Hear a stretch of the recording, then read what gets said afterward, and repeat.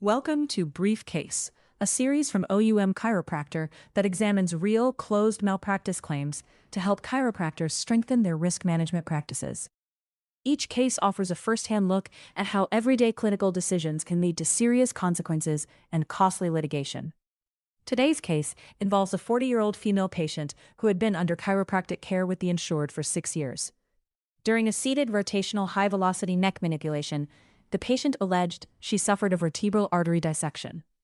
2 days later, during a follow-up visit, the insured performed the same procedure again. The patient suffered a left cerebellar stroke at the office and was rushed to the emergency room by ambulance. The patient had a long history of cervical, thoracic, lumbar, and hip pain, along with migraines, spina bifida occulta, and a history of Raynaud's disease. She was also taking Adderall for ADHD. Despite this complex history, the allegations claimed the insured failed to perform an adequate workup before treatment.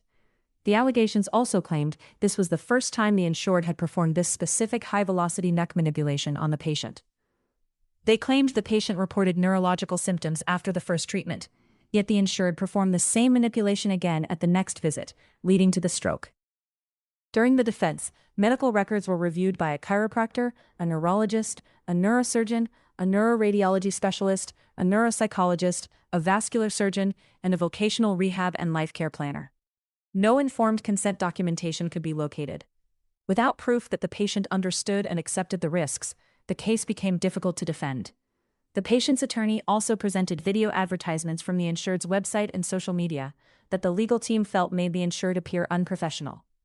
The case was settled prior to trial. This case highlights several important lessons for protecting your practice. Patient history should be reviewed regularly, even with long-term patients, and any updates should be documented at every visit.